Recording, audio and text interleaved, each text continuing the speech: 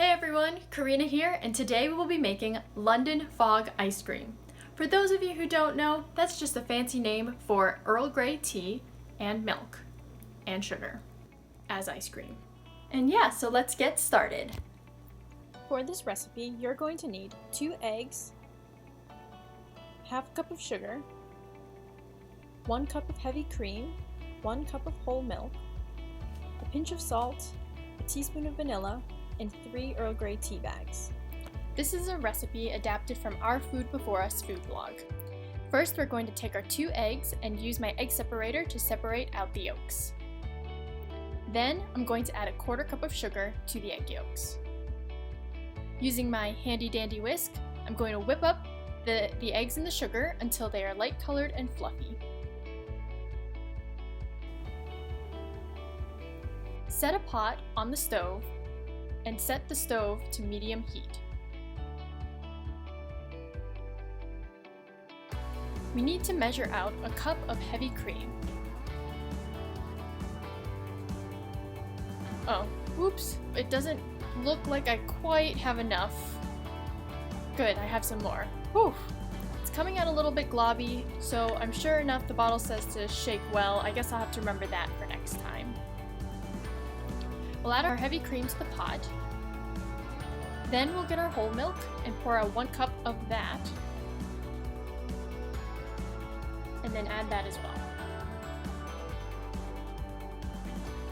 Next we'll come in with a 1/4 cup of sugar and a teaspoon of vanilla. We're going to add 3 bags of Earl Grey tea and lay them into the milk mixture in a nice formation. Better formation. Bring the pot to the simmer and then move the milk off the heat and steep the tea for 3 minutes.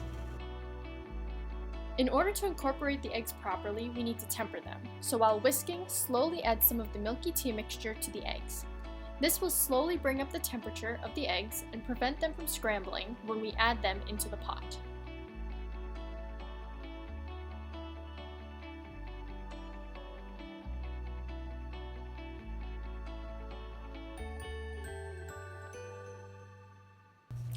The wooden spoon test, or wooden paddle, or wooden spatula test.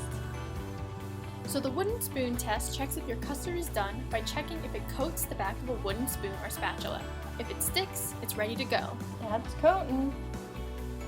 I just licked the spatula and it's very good. It's very good. I approve. I'm excited. This is going to be delicious. This is going to be delicious. Now we're going to pour our hot milk tea through a sieve into a bowl. We're going to let it cool down, and then we are going to cover it in plastic wrap to prevent a skin from forming on top. Then we're going to put it in the refrigerator until the next day. Hey everyone, it's day 2 of London Fog ice cream, and now we are going to put it into the ice cream maker. It depends on what kind of ice cream maker you have, but many of them make you put your bowl in the freezer. I pretty much store this bowl in the freezer all the time just in case I ever want to make ice cream, but make sure you put your bowl in at least the night before to get it ready.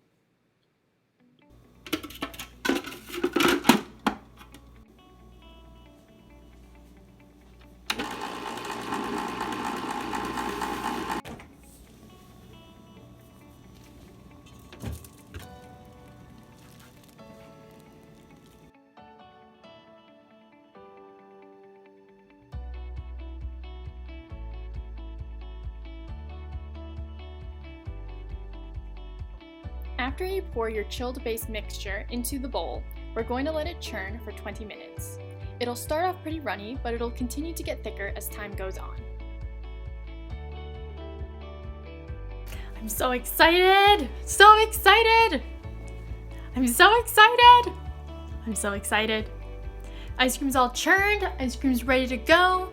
We're gonna put it into our container and we're gonna freeze it and let it sit for it should be 4 hours, and then it'll be frozen hard ice cream. So it'll be great. The one thing I was really disappointed about with this recipe though was that it actually only made a pint, and I didn't realize that until I started making it, so I ended up with far less ice cream than I really wanted to.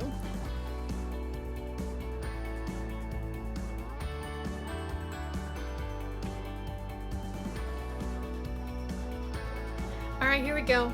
Moment of truth. We're gonna try some of this ice cream. Moment of truth, moment of truth, moment of truth.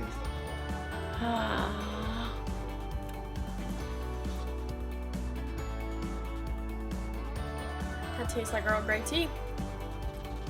That's really good. Ah! I hope it didn't fall.